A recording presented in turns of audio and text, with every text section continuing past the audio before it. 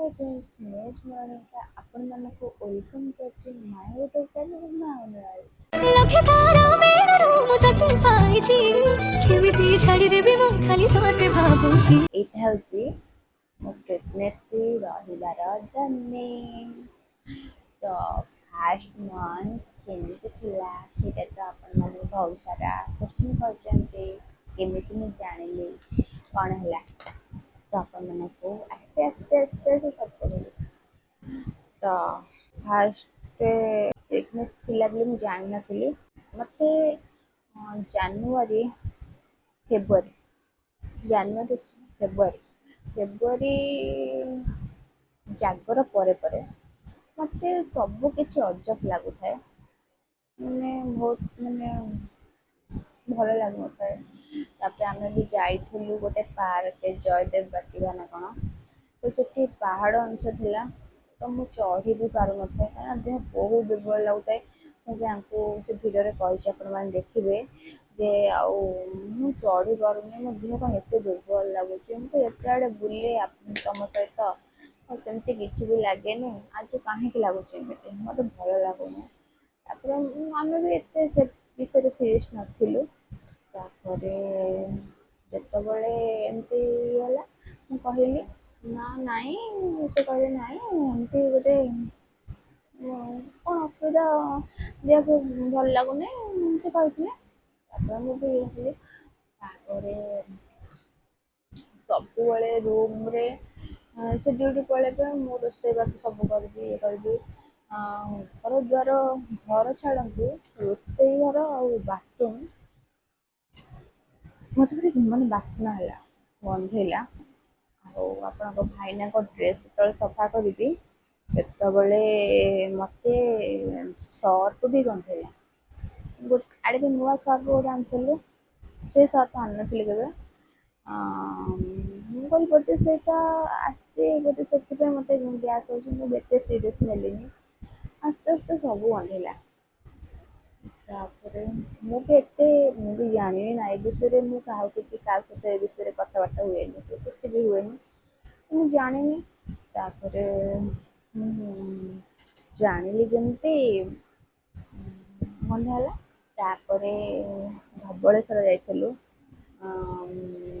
କାହିଁକିନା ମୁଁ କେତେ ବର୍ଷ ହେଲା ଯାଇନି ତାଙ୍କୁ କହିଲି ଚାଲ ଯିବା ତ ଛୁଟି ଥିଲା ଆମେ ଯାଇଥିଲୁ ତ ସେଠି ବି ଭଲ ଦର୍ଶନ ହେଲା ସେଠି ବି ମୋ ଦେହ ଭାରି ବ୍ୟସ୍ତ ଲାଗୁଥାଏ ମାନେ ବେଶୀ ଚାଲି ପାରୁନଥାଏ ଇଏ କରୁନଥାଏ ଭାରି ବ୍ୟସ୍ତ ଲାଗୁଥାଏ ତ ମୁଁ କହିଲି କି ମୋତେ ଚାଲି ପାରିବିନି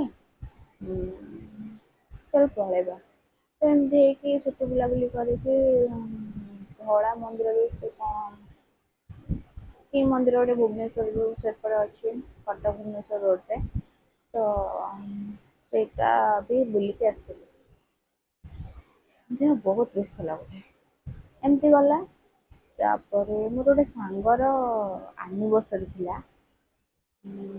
ତ ମାର୍ଚ୍ଚ 11 ଏମିତି କ'ଣ ହୋଲି ବେଳ ଟାଇମ୍ ଆଉ ଆନିଭର୍ସରୀ ଥିଲା ତାପରେ ମୁଁ ତା ଆନିଭର୍ସରୀ ଥିଲା ସେ ଡାକିଥିଲା ଆମକୁ ତାଙ୍କୁ ମୋତେ ତ ତାଙ୍କର ଡ୍ୟୁଟି ଥିଲା ଯେହେତୁ ସିଏ ଯାଇପାରିଲେନି ତାପରେ ମୁଁ ବି ରାତିରେ ତାଙ୍କର ଡ୍ୟୁଟି ଲେଟ୍ରେ ଆସିବେ ମୁଁ ବି ଯିବି ବୋଲି ମାନେ ଡିସାଇଡ଼୍ କରିପାରିଲିନି କାରଣ ଏକାଟିଆ ତ ଯାଇ ହେବନି ନା ମୁଁ ତ କୁଆଡ଼େ ଯାଏନି ଏକାଟିଆ ତ ମୁଁ ଭାବିଲି ସେ ତା ଶ୍ୱଶୁରଙ୍କୁ ନେଇକି ଆସିଥିଲା ରାମ ମନ୍ଦିର ତ ମୁଁ ଭାବିଲି ସେଇଠି ଦେଖା କରିଦେବା ତ ଆନିଭର୍ସରୀ ୱିଶ୍ କରିଦେବା ତା ସହିତ ଟାଇମ୍ କାଟିଦେବି ଭିଡ଼ିଓ ବନେଇଦେବି ଗଲା ସରିଲା ଆଉ ପଳେଇ ଆସିବୁ ଆଉ ସେ ଭାଇଙ୍କର ବି ଡ୍ୟୁଟି ଥିଲା ସେ ଭାଇ ବି ଆସିନଥିଲେ ସେ ତାଙ୍କ ଶ୍ୱଶୁରଙ୍କ ସହିତ ଆସିଥିଲେ ତାଙ୍କ ପୁଅକୁ ଧରିକି ତାପରେ ତାଙ୍କ ଶ୍ୱଶୁର ବହୁତ ଭଲ ତ ସତରେ ଭାଗ୍ୟ ଥିଲେ ଏମିତିକା ଶ୍ୱଶୁର ମିଳନ୍ତି ଗଡ୍ ବ୍ଲେସ୍ ୟୁ ଅଙ୍କଲ୍ ଏ ଭିଡ଼ିଓ ମାଧ୍ୟମରେ କହିଦେଉଛି ଯଦି ଆପଣ ଦେଖୁଥିବେ ଆଉ ଯଦି ରେମିକ୍ ଦେଖୁଥିବ ତ ତମକୁ ବି happy family God bless you କାହାର ବି ନଜର ନ ଲାଗୁ ତ କହିଦେଉଛି ତାନି ତାପରେ ରାନୀଙ୍କ ମୋର ଦେଖା ହେଲା। ତାପରେ ସେ ମତେ ଖାଇବା ପାଇଁ ଡାକିଲା। ମୋ ସହିତ ଯାଇଥିଲା ମୋର ଗୋଟେ ଭାଇଟେ। ତ ସିଏ ପିଇଥିଲା, ମତେ ଟିକେ ଜଷ୍ଟ ଲସି ଦେଇଥିଲା। ମୁଁ ବି ଟିକେ ବେଶୀ ନୁହଁ ଅଳ୍ପ ପିଇଥିଲି। ତାପରେ ପିଇକି ପଳେଇ ଆସିଲି। ଖରା ଜବର ହଉଥିଲା। ଏତେ ଜୋର ଖରା ହଉଥିଲା ଯେ ମାନେ କୁହନି। ତ ତାପରେ ମୁଁ କଣ କଲି ନା ପଳେଇ ଆସିଲି। ରାତିକି ସନ୍ଧ୍ୟାକୁ ସନ୍ଧ୍ୟା ନା ରାତି କେମିତି ଆପଣଙ୍କ ଭାଇନା ଆସିଲେ। କିଛି ସପିଂ ଥିଲା ତ ଯିବା ପାଇଁକା। ତ ସେଠିକି ଆମେ ଯାଇଥିଲୁ ସପିଂ କରିବାକୁ। ସେଠି ମୋର ଇଚ୍ଛା ହେଲା ଲସି ପିଇବାକୁ ପୁଣି। ଆଉ ଲସି ପିଇଦେଲି। ତାପରେ ଘରକୁ ଆସିଲି। ହଁ ତା ପୂର୍ବରୁ ମତେ ବହୁତ ଦୁର୍ବଳ ଲାଗେ, ମୁଁ ଶୋଏ ସବୁବେଳେ। ମାନେ ଦେହ ମାନେ ଏମିତି ଲାଗେ ମତେ ଲାଗେ ମୁଁ ଏତେ ସବୁବେଳେ ଫୋନ ଧରେ ଇଏ କରେ ସବୁ କରେ। ଆଉ ମତେ ଏତେ ଦୁର୍ବଳ କଣ ପାଇଁ ଲାଗୁଛି ମତେ ଭଲ ଲାଗୁନି। ଆଙ୍କୁ ସବୁବେଳେ କୁହେ ଇଏ କହ ହଁ ତୁ ଏକାଟିଆ ରୁମରେ ରହୁଛୁ ବୋରିଂ ଲାଗୁଛି ସେଥିପାଇଁ ତୁ ଶୋଇ ପଡୁଛୁ ଇଏ କରୁଛୁ। ତାପରେ ଏମିତି ହେଲା। ନା ଲସି ପିଇ ଦେଇ ଆସିଲି। ରାତି 1ରେ ଯୋଉ ବାନ୍ତି। ମା ଯୋଉ ବାନ୍ତିକି ମାନେ ମନ ପଡିଲା ମୋ ଦିହ କଣ ହେଇଯାଉଛି ବାପା। ତ 1ରୁ ଦିନ 9ଟା। ମାନେ ମୁଁ ପେଟରେ କିଛି ନଥାଏ ମାନେ ତଥାପି ସେ ବାନ୍ତି ହଉଥାଏ। ମାନେ ଏତେ କଷ୍ଟ ଲାଗୁଥାଏ। ମୁଁ କହିଲି ମୋର କଣ ରୋଗ ହେଇଗଲା ବୋଧେ। ମୁଁ ବି ଏତେ ଜାଣିନି ସେ ବିଷୟରେ ତ ମତେ ବହୁତ କଷ୍ଟ ବୋଧେ ରୋଗ ହେଇଗଲା ବୋଧେ। ତାପରେ ଆପଣଙ୍କ ଭାଇନା ବି ସେ ବିଷୟରେ କେହି ଜାଣିନାହାନ୍ତି। ମୁଁ ଡାଉଟ କରୁଥାଏ ମୋ ପ୍ରେଗନେନ୍ସି ଅଛି ପୁଣି ଆଉ କଥା ନା ମ ସେମିତି କିଛି ନାହିଁ। ତାପରେ ମୁଁ କହିଲି ହଁ ଠିକ ଅଛି। ତାପରେ ଏମିତି ଗ୍ଲୁକୋଜ ଫ୍ଲୁକୋଜ ଖରା ହଉଥିଲା ନା ଆପଣଙ୍କ ଭାଇନା କହିଲେ ବି ଖରା ହଉଛି ତ ସେଥିପାଇଁକା ବୋଧେ ତୋ ଦେହ ଏମିତି ହଉଛି। ଆଉ ଗ୍ଲୁକୋଜ ଆଉ ORS ହେକା ଆଣିକି ପିଇଲି। ଗ୍ୟାସ୍ ହେଇଯାଇଛି ଗ୍ୟାସ୍ ବଟିକା ଟେ ବି ଖାଇଥିଲି। ତାପରେ ଖାଇଥିଲି। ତାପରେ ବାନ୍ତି ରହିଗଲା। ଦେହ କିନ୍ତୁ ପେଟ ଦେହ ବହୁତ ବ୍ୟସ୍ତ ଲାଗିଲା। ତ ମୁଁ ଭାଇନାଙ୍କୁ କହିଲି ଆଉ ଏଇ ମତେ ଦେହ ବ୍ୟସ୍ତ ଲାଗୁଛି। ହଁ ଆସ୍ତେ ଆସ୍ତେ ମେଡିସିନ ନେଲୁ ଗ୍ଲୁକୋଜ ହେକା ପିଇଛୁ। ସଫିସିଏଣ୍ଟ ପି ଆସ୍ତେ ଆସ୍ତେ ଭଲ ହେଇଯିବ। କହିଲି ସତ କଥା ବି ଠିକ ହେଇଯିବ। ତ ଗଲା। ତା ପରଦିନ ନା ସେଇଦିନ ଲିଟିଲିର ଦେହ ଖରାପ ହେଲା। ଆଉ ଗୋଟେ କଥା ମୋର ଦେହ ଖରାପ ହେଲା ମାନେ ତାର ବି ଦେହ ଖରାପ ହବ ଏଇଟା କମ୍ପଲସରୀ। ମୁଁ ଭାବେ ପାଖରେ ଥିଲାବେଳେ ହଉଥିଲା ବଟ ଦୂରରେ ଆମେ ଯେତେବେଳେ ବାହା ହେଇକି ମୁଁ ଆସିଲି ସେ ତାର ହଷ୍ଟେଲରେ ରହିଲା ସେତେବେଳେ ବି ତାର ହେଲା। ମୁଁ କହିଲି ମୋ ମା ଯୋଉଟା କହିଲା କଣ ଟ୍ୱିନ୍ସ। ତ ତାର ବି ଦେହ ଖରାପ ହେଇଥିଲା ତାକୁ ଆମେ ମେଡିକାଲ ନେଇକି ଯାଇଥିଲୁ। ତାପରେ ସେଠି ଗୋଟେ ଲେଡିସ୍ ଡକ୍ଟର ଯେମିତି ଦେଖିଲି ମନରେ ଡାଉଟ ଥିଲା ନା ଯାଇକି ପଚାରିଲି। କହିଲି ମ୍ୟାମ ଆଉ ଏମିତି ଦେହଟା ବ୍ୟସ୍ତ ଲାଗୁଛି। ମ୍ୟାମ ଏମିତି ଦେହଟା ବ୍ୟସ୍ତ ଲାଗୁଛି ଏମିତି ହେଇଛି ବାହାଘର କେତେ ମାସ ହେଲାଣି କଣ ହେଲାଣି ସେ ପଚାରିଲେ ମୁଁ କହିଲି। ତାପରେ ମୁଁ କହିଲି ଏମିତି ନା ପ୍ରେଗନେନ୍ସି ଟେଷ୍ଟ କରିଛ? ମୁଁ କହିଲି ପ୍ରେଗନେନ୍ସି ନା ଚେକ୍ କରିନି। ନା ଚେକ୍ କରିକି ଆସ। ମୁଁ ଆଙ୍କୁ କହିଲି କିଟ୍ ଆଣିଲୁ ଚେକ୍ କଲୁ ତ ମାନେ ତ ଚେକ୍ କରିଦେଲି ମାନେ ଭାବିନଥିଲି ମା ବାବା ପାଇଁ ଯାଉଛି। ତ ଏତେ ଖୁସି ଏତେ ଖୁସି ଏତେ ଖୁସି ଆପଣଙ୍କ ଭାଇନା ଏଇପଟେ ଶୋଇଛନ୍ତି କରରେ ଶୋଇଥାନ୍ତେ। ଆସିକି ବହୁତ କାନ୍ଦିଛି ମୁଁ। ପୁଅ ପିଲା ତ ଲୁହ ଦେଖେଇ ପାରନ୍ତିନି କିନ୍ତୁ ମୁଁ ତାଙ୍କୁ ଫିଲ୍ କରିଛି ସେ ମାନେ ବହୁତ ମାନେ ଖୁସିରେ ଇଏ ହେଇପଡିଛନ୍ତି। ବହୁତ କାନ୍ଦିଲୁ। କାହିଁକି ନା ସ୍ୱାମୀ ସ୍ତ୍ରୀ ପରେ ବାପା ମା ଏ ଜର୍ଣ୍ଣି ଟା ତମ ପାଇଁ ନୂଆ ନା ତ ଏକ୍ସେପ୍ଟ ତ ନିହାତି ରହିବ। ଫାଷ୍ଟ ଗାଧେଇକି ଆଗେ ମନ୍ଦିର ପଳେଇଲୁ। ମନ୍ଦିରରେ ଠାକୁରଙ୍କ ଦର୍ଶନ କଲୁ, ଠାକୁରଙ୍କୁ ଆଶୀର୍ବାଦ ଆଣିଲୁ, ଆସିଲୁ। ତାପରେ ଫୋନ କରିକି ମାଆକୁ କହିଲି, ମା ମୋ ମା ପୁରା ଖୁସିରେ ପାଗଳ ହେଇଗଲା। ମୋ ମା କହିଲା ମୋ ନାତି ଟୋକାଟେ ଆସିବ। ମୁଁ କହିଲି କାହିଁକି? ମୋର ଝିଅଟେ ହବ। କାହିଁକି ନା ଆମେ ଦି ଭଉଣୀ ନା, ଆମର ପୁଅ ନାହିଁ। ତ ମାର ଯାହା ବି ହେଲେ ଆଶା ଥିଲା। ତାପରେ ମୋ ଶାଶୁଘରକୁ ଫୋନ କଲି, ଶାଶୁଘରକୁ କହିଲି। ତାପରେ ମୋ ଶାଶୁଘରକୁ କହିଲି, ଯେହେତୁ ମୋ ଶାଶୁ ନାହାନ୍ତି ତ ମୋ ଯାଆଙ୍କୁ କହିଥିଲି। ତ ମୋ ନଣନ୍ଦ, ସମସ୍ତଙ୍କୁ ମାନେ ଯେତେ ଜଣଙ୍କୁ ଜାଣିବା ଦରକାର ତ ତାଙ୍କୁ ଜଣେଇଥିଲି। ତ ତାପରେ ଏମିତି ଚାଲିଲା ମାସ। ମତେ ମାନେ ଖୁସି ଥାଏ, କିନ୍ତୁ ଫାଷ୍ଟ ମୋର ଏମିତି କଷ୍ଟଦାୟକ ଏବେ ବି ଅଛି, ବଟ୍ ସେତେବେଳେ ମୁଁ ରୁମରେ ପଶି ପାରୁନଥାଏ। ମାନେ ଫୁଟଣ ଫୁଟିଲେ ବି ମତେ ଗନ୍ଧେଇବ। ବାଥରୁମ ଗଲେ ବି ବାନ୍ତି କରିବି। ଏଇ ବାନ୍ତିରେ ହିଁ ଚାଲିଲା। ହଁ, ତାପରେ ଜାଣିବାର 2 ଦିନ ପରେ ଆମେ ମେଡିକାଲରେ ଡକ୍ଟର ପରାମର୍ଶ କଲୁ।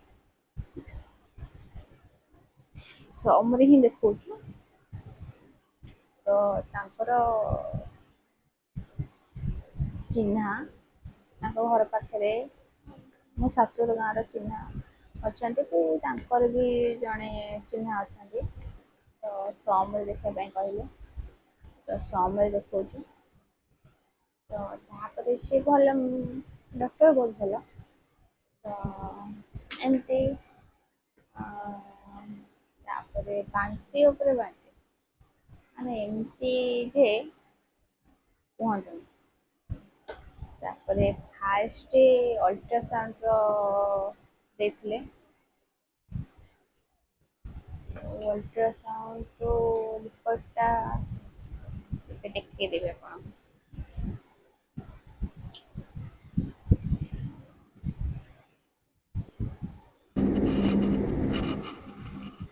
ଜଣେ କହିଥିଲେ ମତେ ଯେ ଅଲଟ୍ରାସାଉଣ୍ଡ ରିପୋର୍ଟ ଦିଦି ଦେଖଉନ, ଦିଦି ଅଲଟ୍ରାସାଉଣ୍ଡ କଣ ହେଇଛି?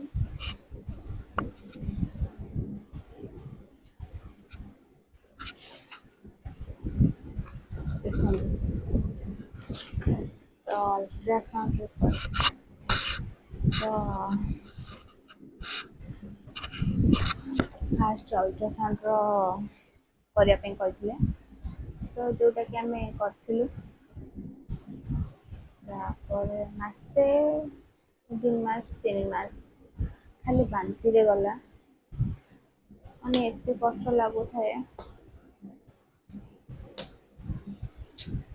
ମାନେ ବେବି ଆସିବା ଖୁସିରେ ତ ବହୁତ ଖୁସି, କିନ୍ତୁ ସେ ଜର୍ଣ୍ଣିଟା ବହୁତ କଷ୍ଟଦାୟକ ଥାଏ। ଆଉ ଆପଣଙ୍କ ଭାଇନା ବି ମତେ ବହୁତ ସପୋର୍ଟ କରିଛନ୍ତି। ଆଉ ସବୁଥିରେ ମୋର କିଛି ହେଲେ ସବୁଥିରେ ସେ ପୁରା ଆଗଭର। ତ ତାପରେ ଘରକୁ ଯାଇଥିଲି। 3 ମାସ ଭିତରେ ଘରକୁ ଯାଇଥିଲି। ବାପ ଘରକୁ, ତ ମୋର ସବୁ ପ୍ରକାର ମତେ ମୁଁ ଆଗରୁ ମୁଁ ଏମିତି ନର୍ମାଲ ଯାହା ଦେଲେ ତାହା ଖାଇଦେବି, କିନ୍ତୁ ଭଲ ଜିନିଷ ହେଇଥିବା ଦରକାର। କିନ୍ତୁ ବେବି ରହିବା ଜିନିଷ ଖାଲି ଇଚ୍ଛା ହଉଛି ଖାଇବା ପାଇଁ, ଆଉ ବହୁତ ଜୋରରେ ଇଚ୍ଛା ହଉଛି ଖାଇବା ପାଇଁ। ବହୁତ ଖାଇବା ପାଇଁ, ମାନେ ବହୁତ ଅଳ୍ପ ଖାଇବି ବଟ୍ 10 ଥର ଖାଇବି। ତ ଘରକୁ ଯାଇଥିଲି, ମାଆକୁ ସବୁ କରିଦେଲି, ମୋ ପାଇଁ ମଣ୍ଡା ପିଠା କର, ମୋ ପାଇଁ ଯୋଉ ଦହି କଢ଼ି ତାକୁ କର, ମୋ ପାଇଁ କଖାରୁ ଡଙ୍କ ରାଇ କର, ମୋ ପାଇଁ ଏସା କର, ମୋ ପାଇଁ ତେସା କର, ମାନେ ବହୁତ ସାରା ଅର୍ଡର ଦେଇଦେଲି। ମୋ ପାଇଁ କର କର ମୁଁ ଖାଇବି। ଏଠି ଖାଇପାରୁନଥାଏ, କିନ୍ତୁ ସେଠି ଯାଇକି ଖାଇଲି। ତାପରେ ମୁଁ ଆସିଲି, ତାପରେ କୁହନ୍ତୁନି ମାନେ ସବୁବେଳେ ଏମିତି ଭୋକ କଲା।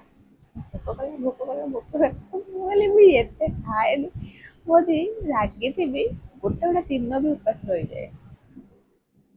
କିନ୍ତୁ ଏବେ ରାଗିଲେ ବି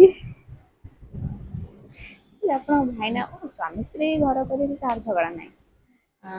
ଯଦି ଭାଇନା କହିବ ଟିକେ ବି ଖେଟମେଟ ହେଇଥିବ ତ ମୁଁ ରାଗିକି ଖାଇବିନି କଣ ମତେ ତ ଭୋକ କରିବ। ସେ ଛୁଆ ବି କହୁଛି ନାଇଁ ମୋ ବାପା ସେଇ ଝଗଡ଼ା କରନି। ମୋ ବାପା ସେଇ ଝଗଡ଼ା କଲେ ତତେ ପୁରା ଖାଇବୁ କେମିତି। ତ ମତେ ଖାଲି ଭୋକ କରୁଛି ଭୋକ କଲା ଖାଏ। ତ ଏମିତି କିଛି ଥିଲା ତ ଫାଷ୍ଟ ମାନେ first month second month third month ଏମିତି ଥିଲା। ତ ଆଉ କୁଆଡେ ବୁଲିବା ପାଇଁ ଯାଇପାରୁନି ଗଲୁନି କାହିଁକିନା ମୁଁ ସେଫ୍ଟି ପାଇଁ ଗଲିନି ବାସ୍ ସେଇଠି ଖାଲି ନର୍ମାଲ କାମ ଥିଲେ ଯାଉ ମେଡିକାଲ ଯାଉ। ହଁ ବ୍ଲଡ ଟେଷ୍ଟ ହେଲା କେତେ କଣ ଟେଷ୍ଟ ହେଇଥିଲା ତ ଏଇଠି ଯାଉ ତ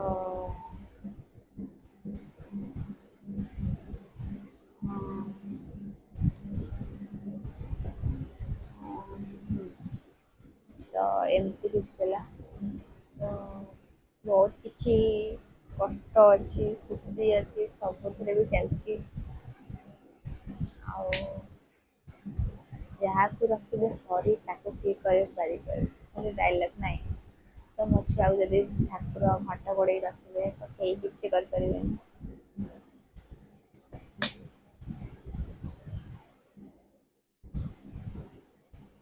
ଗୋଟେ ମା ହବାର ଫିଲିଙ୍ଗସ୍ ଗୋଟେ ନିଆରା। ଯେବେଠୁ ମା ହେଲି ଜାଣିପାରିଲି ତ ସତରେ ଆମ ମା ମାନେ କେତେ କଷ୍ଟ କରିକି ଆମକୁ ମାନେ ବଡ କରିଛନ୍ତି ଜନ୍ମ କରିଛନ୍ତି ବଡ କରିଛନ୍ତି ସେଇଟା ମୁଁ ଏବେ ବୁଝୁଛି। ମୋ ମା ବି ମତେ କୁହେ ଯେ ତୁ ମା ହ ଜାଣିପାରିବୁ କେତେ କଷ୍ଟ। ତ ଏବେ ମୁଁ ବୁଝୁଛି କେତେ କଷ୍ଟ ଲାଗେ। ତ ଏମିତି ବି ଅଛନ୍ତି ମା ର ମା ମା ନାହିଁ ଯାହାର ସାହା ନାହିଁ। ତ ବହୁତ କଷ୍ଟ ଲାଗେ। ଆଜି ବି ମୋ ଶାଶୁକୁ ମୁଁ ବହୁତ ମିସ୍ କରେ ମୁଁ ଜାଣିନି କେତେ ଜଣ ଭାବୁଥିବେ ଇଏ ଦେଖାଣିଆ କିନ୍ତୁ ଯଦି ଆଜି ମୋ ଶାଶୁ ଥାନ୍ତେ ସେ ବହୁତ ଖୁସି ଥାନ୍ତେ ଆଉ ଦୌଡ଼ି ଆସିଥାନ୍ତେ ମୋ ପାଖକୁ ହଁ।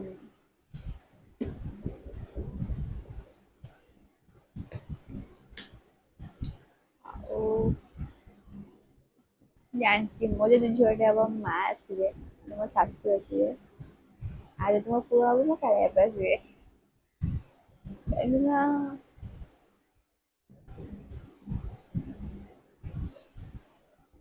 କିଏ ଫିଲ୍ କରିପାରୁ କି ନ କରିପାରୁ ମୁଁ ମୋ ଶାଶୁଙ୍କୁ ଫିଲ୍ କରିପାରିଛି। ଏବେ ମୁଁ ସେଟା ଫିଲ୍ କରିପାରେନି କାହାକୁ ବି ନା କାଳିଆ ବାପାଙ୍କୁ ନା ମୋ ଶାଶୁଙ୍କୁ ପ୍ରେଗନେନ୍ସି ରହିଲା ପରଠାରୁ କିନ୍ତୁ ମୁଁ ଆଗରୁ ଫିଲ୍ କରିପାରିଛି। ମୁଁ ତ ଏମିତି ଗୋଟେ ଯିଏ ବି ମରିଯାଆନ୍ତି ମୁଁ ତାଙ୍କୁ ଜାଣିପାର ମାନେ ସ୍ୱପ୍ନରେ ଦେଖେ ସବୁବେଳେ ଏମିତି ଆଗରୁ ବି ମୋ ସହିତ ହୁଏ ମୁଁ ଜାଣିନି କଣ ପାଇଁ କେହି ଜଣ ବିଶ୍ୱାସ କରିବେ କି ନାହିଁ ମୁଁ ସେଇଟା କହିପାରିବିନି କିନ୍ତୁ ମୋ ସହିତ ଏମିତି ହୁଏ। ଆଉ ମୁଁ ଯେତେବେଳେ ଶାଶୁ ଆସିଲି ମୋ ଶାଶୁକୁ ବି ମୁଁ ଫିଲ୍ କରିପାରିଛି। ଜାଣିଛି କେଇ ଜଣ ବିଶ୍ୱାସ କରନ୍ତିନି ମୁଁ କହିଲି ବି ସେ କରନ୍ତିନି କରିବେ ବି ନାହିଁ କିନ୍ତୁ ଏଇଟା ସତ। କିନ୍ତୁ ମୁଁ ପ୍ରେଗନେନ୍ସି ରହିଲା ଦିନଠାରୁ ବୋଧେ ଭାବୁଛି ସେ ମୁଁ ଡରିବି କାଳେ କଣ କରିବି ସେଥିପାଇଁକା ସିଏ ମତେ ଦେଖା କିଛି ମୁଁ ଜାଣିପାରେନି ଡର ଲାଗେ କାହିଁକିନା ସେ ଡରଟା ଅଛି ନା। ତ ଫାର୍ଷ୍ଟ ସେକେଣ୍ଡ ଥାର୍ଡ ମନ୍ଥର ତ କହିଲି ତାପରକୁ କହିବି କେମିତି କଣ ଚାଲିଛି କଣ ନାହିଁ ସବୁ କହିବି ଆପଣମାନଙ୍କ କୋଶ୍ଚିନ୍ର ଆନ୍ସର ଦେବି। ତ ଏମିତି ଥିଲା ମୁଁ ତ ଆପଣମାନେ ଭିଡ଼ିଓ ଦେଖୁନାହାନ୍ତି ସେୟାର ବି କରୁନାହାନ୍ତି ଭିଡ଼ିଓ ଦେଖନ୍ତୁ ସେୟାର କରିଦିଅନ୍ତୁ। ଦେଖିପାରୁଛନ୍ତି ମୋ ଦେହ କଣ ହେଇଯାଉଛି ସାହସ କରିକି ଆପଣମାନଙ୍କ ସହିତ କଥା ହଉଛି ନା। କୁଆଡେ ତ ବୁଲାବୁଲି କରିବାକୁ ଯାଇପାରୁନୁ ଆଉ। ଉଫ୍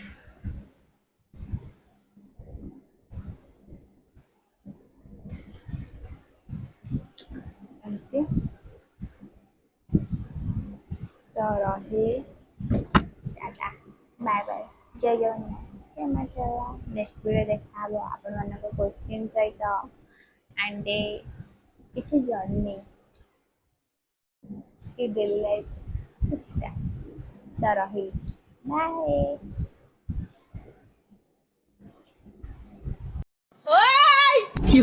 লাইক কর, কমেন্ট কর, ভিডিওটা ভাইরাল কর।